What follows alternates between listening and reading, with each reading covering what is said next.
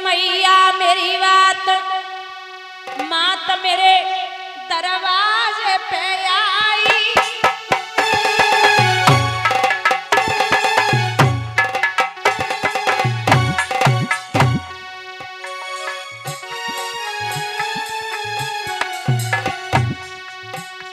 हम तेरे ललानते रही को मैया छिलाई।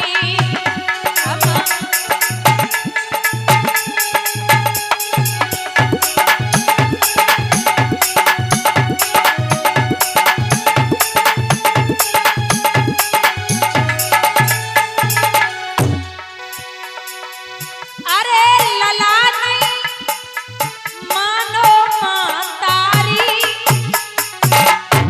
तेरो अर्जुन बेटा हाथो हाथी तू बाकी मातारी।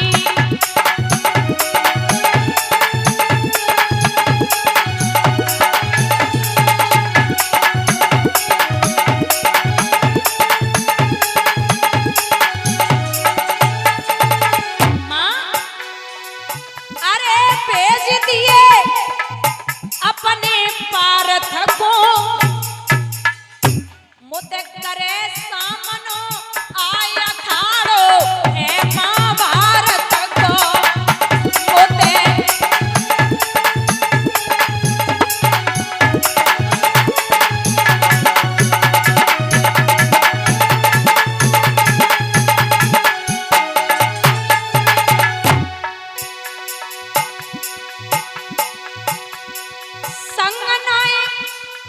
कुरपति को छोड़ो, जिसने मुझे पाल के इतना बड़ा किया। संगनाय कुरपति को छोड़ो, भले किलकारी कहूं अर्जुन को रणखेत न मारूं। ए भले किलकारी कहूं अर्जुन को रणखेत न मारूं।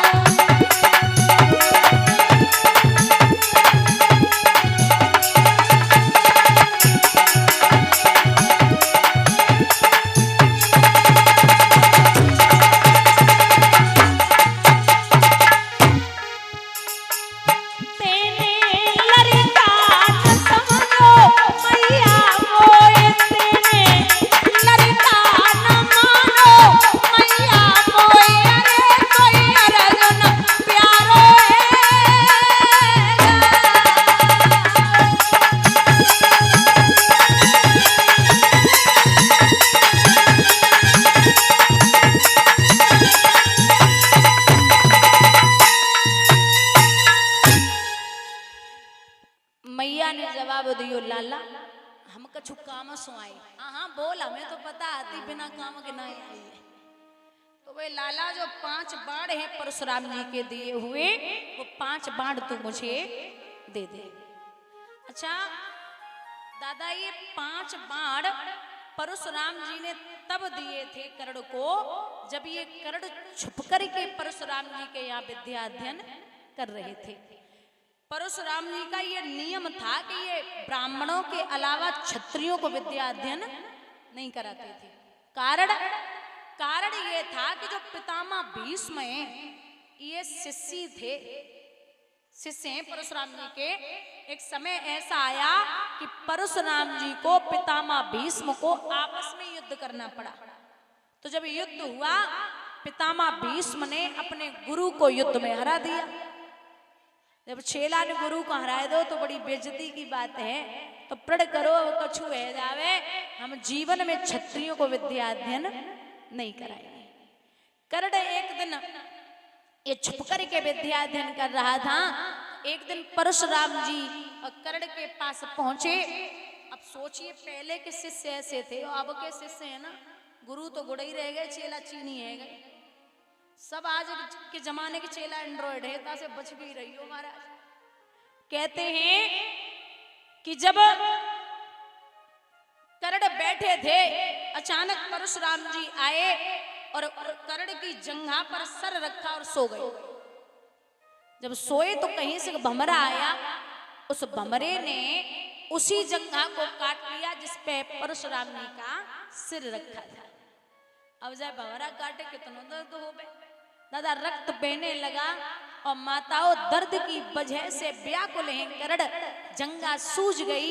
लेकिन ये विचार किया कि अगर मैंने जरा भी हिला दिया तो ये निश्चित है गुरुदेव के नेत्र खुल जाएंगे, इसलिए चुपचाप दर्द सहन करते रहे। जब थोड़ी देर के बाद नेत्र खुले तो कहा है क्या हुआ करड़, ये रक्त कैसा? बोले गुरुदेव हमरे ने काटा है। अरे तो आप जगा देते? नहीं गुरुदेव, आप सुख की नींद सो रहे थे। करड़ का मुख काफी देर तक देखा, एक बात कही, सच बोलना करड़, तू हमें काऊ ब्राह्मण को बेटा नहीं लगे रहो। कौन है? तो हाथ जोड़ के चरण पकड़ के बोले मैं सूर्य पुत्र करड़ हूं। बहुत प्रसन्न हुए परशुराम जी और 5 बाण दिए और एक बात कही है कि विश्व में कितना भी बड़ा योद्धा तुम्हारे सामने आ जाए, ये 5 बाण ले जाइए, आपकी कभी भी पराजय नहीं हो सकती। वही बाण कृष्ण आज बुआ को लेवे को भेज रहे, बोले बाण दे दो। करड़ पहले तो थोड़ा सा हिचकिचाए और फिर बोले मैया जो कृष्ण बड़ो नटखटी है, कृष्ण की राजनीति कोई नहीं समझ सकता। ले जा माँ, हमें तो पता है कि तुम मौत को सामान लेवे को आई है, ले जा। लेके मैया चली। जब तक देखते रहे करड़, माँ के आंखों से आंसू हैं, कृष्ण आप गलत कर रहे हैं। लेकिन हाँ, कन्हैया से बात तो कही कुंती ने, कृष्ण मैंने आपका काम किया है, लेकिन आपसे निवेदन है कि मेरे करड़ को कल रणभूमि में कुछ भी न हो जाए, मुझसे ये वादा कर दो। भगवान बोले हाँ हाँ बिल्कुल, कुछ भी नहीं होगा। ढोल नगाड़े बज रहे, सुबह हुआ, बोले काम करिए, युद्ध के लिए तैयारियां की जाए। अर्जुन तैयार हुए, सो भगवान ने कलाई पकड़ के रोको, कहाँ जा रहे हो? बोले क्यों युद्ध करने, अब तो बाण भी हमारे पास है। बोले ठहर जाओ, वो योद्धा है, इंद्र की दी हुई वज्र शक्ति कुंडल और कवच के बदले में इंद्र ने जो वज्र शक्ति दी है करड़ को, वो अभी उसके ही पास है, और जिसपे भी प्रहार होगा वो मारा जाएगा। तो जाए कौन? भीम का बेटा है घटोत्कच, बहुत बलवीर है, बहुत ही बलवान है वो। ठीक है, भीम का बेटा घटोत्कच महाराज जब प्रवेश करता है तो जिधर को घुसता है उधर मैदान साफ कर देता है।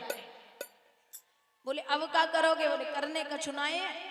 दुर्योधन बोले कर्ण सो की वज्र शक्ति को प्रहार करो। कर्ण बोले का बावरे है गयो, अगर वज्र शक्ति का प्रहार इस पे हो गया तो ये निश्चित है कि अर्जुन बच जाएंगे।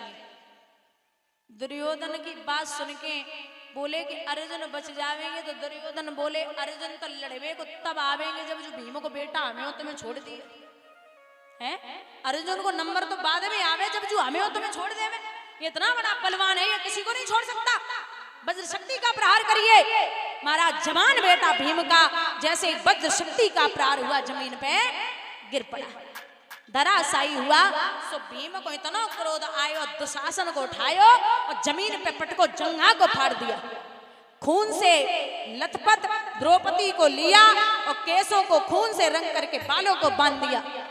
दादा जैसे ही देखा है दुशासन मरा तो एक भुजा टूटी, दुर्योधन रण छोड़ के भागने लगे। कर्ण तो देख रहे।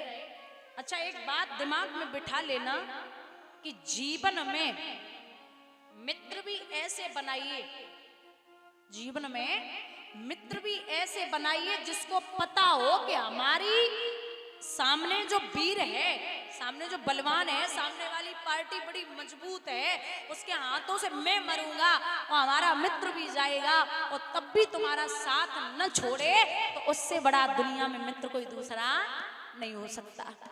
कर्ण को खूब पता है कि सत्यानाश होवे वो, लेकिन अपने अगर वो चाहता तो इधर भी आ सकता था, इधर भाई थे उसके, लेकिन उसे पता कि जिसका नमक खाया उसकी वजह नहीं है। तो जीवन पर्यंत तक ये याद रखिए कि अगर दुश्मन सामने वाला बहुत मजबूत है तो आप बस हाथ जोड़ के झुक जाइए। अगर इसी में भलाई है, वहां अकड़ दिखाओगे ना तो फिर क्या होगा वो आप सब जानते हो।